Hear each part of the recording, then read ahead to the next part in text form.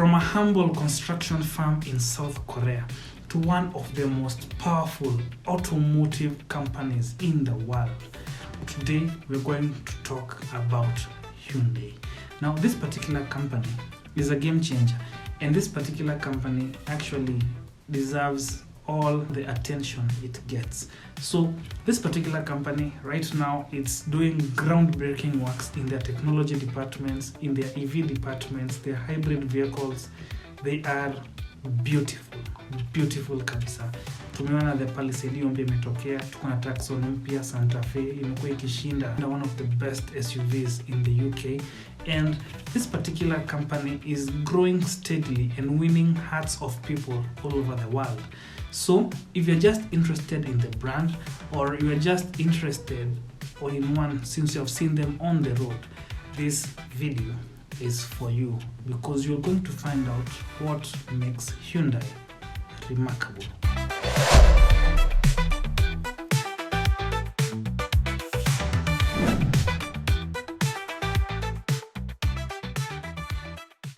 Just like Mazda, Hyundai didn't start off as an automotive company, but rather as a construction company. It was called the Hyundai Engineering and Construction. This was back in 1947. Now, ukienda mbele sasa in 1967, this is when they decided tuachane na magorofa, tuachane na structures, we decide to build vehicles. And that's where they partnered with Ford in 1968 wakaamua to come up with the Hyundai Cortina.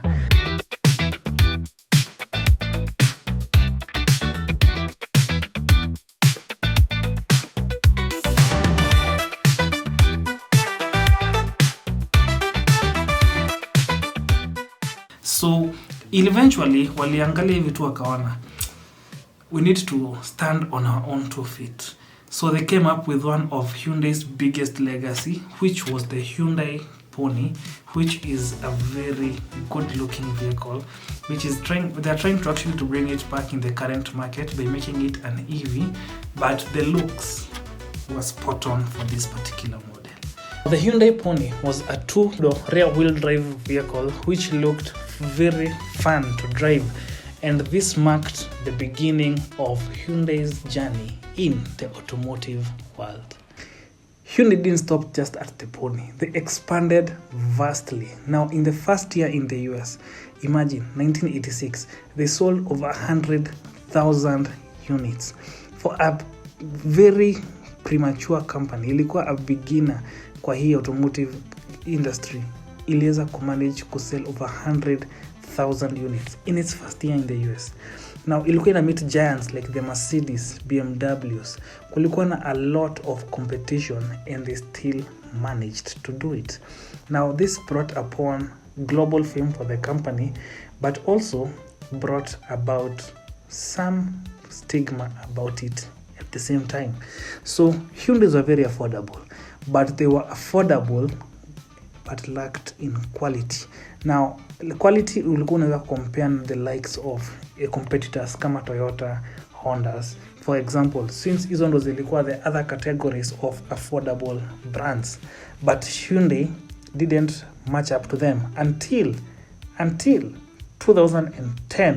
Hapo sana ilianza ku regain its name once again as a very affordable, reliable brand. Its current motto being new thinking, new possibilities, whereby they offer very long warranties when you buy brand new, and these particular vehicles look stunning. The modern vehicles, tumeziona, the Tucsons, the Santa Fe's, the Corners, tumeona mingi sana, Palisades, all of them look fantastic. Kuna very many to mention. Sonatas, i30s, i20s, hizo Elantras, zote zinakaa magnificent. Hyundai isn't just keeping up, it's pushing boundaries. In its innovation and technological departments, tukianzia na its electric lineup. Now, the best vehicle so far they have made, personally, ni the Ioniq. The Ioniq 5 to be specific. The Ioniq 5N to be specific zaidi. Introducing Ioniq 5N. So this particular vehicle, it's futuristic, it's fast, it's elegant, ina carry everything you would want in a car, and it's electric, meaning torque ni wazimu, horsepower ni wazimu juu ya hizo electric motors. This particular vehicle, it's slept on in the market. It's slept on kabisa. Watu wengi wakiongelea hizi gari za Hyundai wanaendeanga Tucson, Elantras, but the Ioniq 5N is the one to get kama unapenda SUVs, but also you're looking for something extreme. So the other thing they have in the innovation department, watu wengi hawajui ni the hydrogen engines. Now hapo utapata vehicles like the Hyundai Nexo, which is one of the few hydrogen cell vehicles in production currently. The other thing that Hyundai does in the innovation department is mobility. Our focus only on vehicles, but they also focus on flying cars. Inazapata pia sasa wameingia into the robot dogs through the acquisition ya Boston Dynamics, but they are doing a lot of great things, and I'm looking forward to see where they are going. Now Hyundai ni parent company, but iko na watoto ndani yake, just like VW for example, venye iko na Audi, hizo zote tunazijua, venye Toyota iko na Lexus kama luxury department yake, Mercedes iko na Maybach, Hyundai iko na yake. And this is the Genesis lineup. Now this particular lineup, actually watu wengi hawaziongeleangi enough. They look elegant, they look stylish. They actually kwangu ziko on par na levels za Bentley with half the cost. Imagine utapata G80, GV70, GV80, G70 zote. Hata ukiongelea Genesis gani, they all look great. Different ni hizo GV sasa ni lineup ya SUVs, hizo G80, G70 hizo ni sedans, but they have the appeal yenye unaweza sema, zenye unaweza shangaa, what would an S-Class look like in a Hyundai form? That's it. Hiyo ndo jibu ya Genesis. Genesis is the answer basically. But they also have another brand inside it actually. Chana na Genesis. Genesis ni luxury department. Now in the terms of affordability, they have Kia as their other sibling company or their child companies, but basically it falls under Hyundai as a company. This particular company, unaweza notice two similarities between Hyundai and Kia in terms of design elements. So how does Hyundai fare in the Kenyan market? How do people relate to it? Unfortunately, in the Kenyan car scene, most people aren't aware of this brand. Watu wengi wanaongeleanga tu Japan. German iko na watu wake, but Japanese vehicles ndo zimedominate Kenya sana in terms of reliability. Now, what they think actually most Kenyans, the Japanese vehicles are affordable. It is true to an extent. Korea iko na hizi magari zao. Unaweza pata for example the Kia vehicles. They are affordable as well. Similar pricing na hizi Japanese vehicles zingine huku tunaona kwa market. Ukiingia pia department ya Hyundai, pricing yao unaweza compare na Japanese vehicles, and they look better in my opinion. For example, huwezi compare looks za interior ya Toyota na Hyundai. Night and day difference. Kabisa. Technology. Already Toyota tunajuanga it's just a given fact at the moment. Toyota vehicles ziko way behind in the technology department. Unapata at the time wanainka a certain tech into a vehicle, it has already been in the market for a period of years with the German competitors. But Korea walianzia sasa ku-update their vehicles consistently.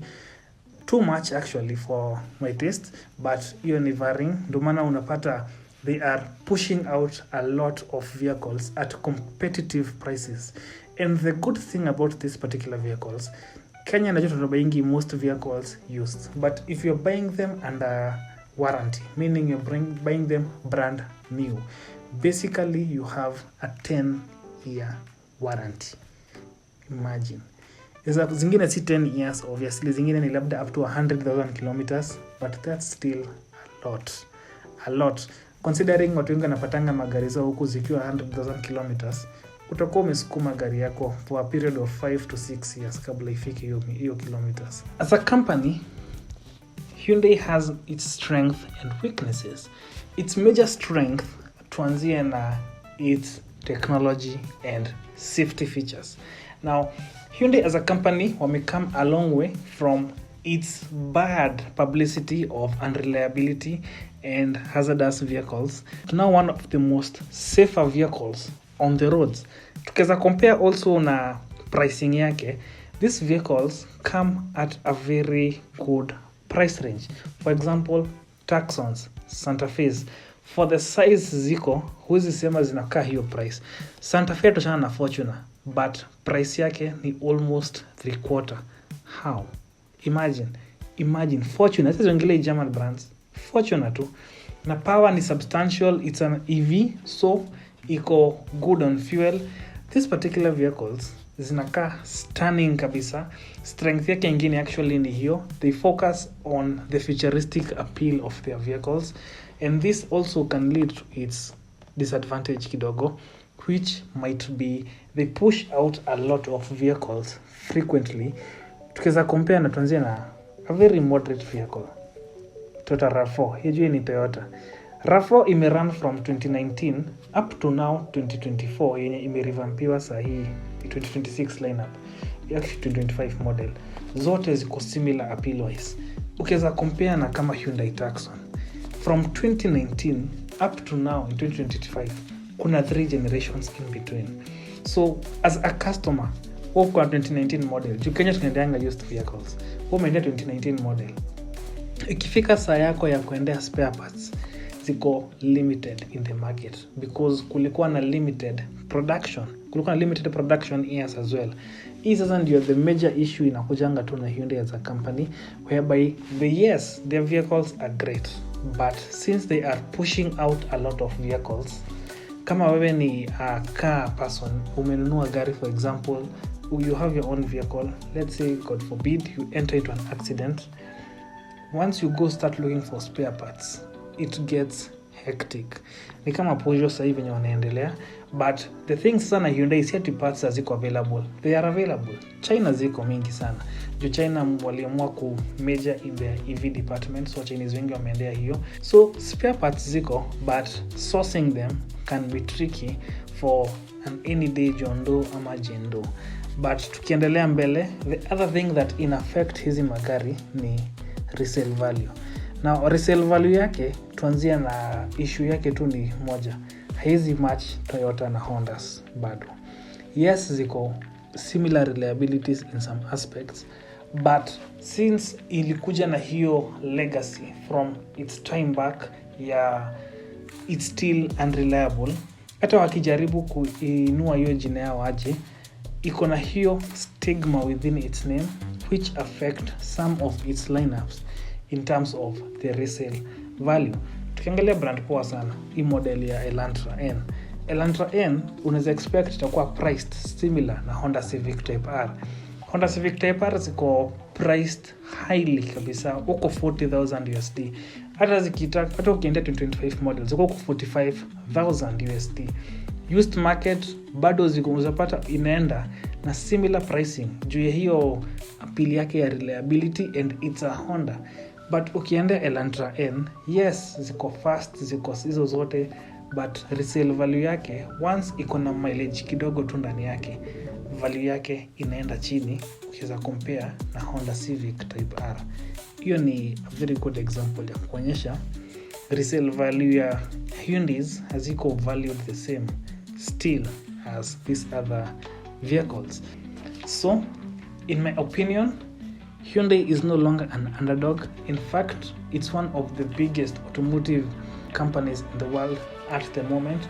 They are doing groundbreaking work. I would like actually to own a Hyundai one day, in particularly the Hyundai Santa Fe. Tukiingia Genesis lineup, the GV80 of course. Tukiingia Kia Stinger. Hapo Sportage si yangu, but Stinger is where it's it.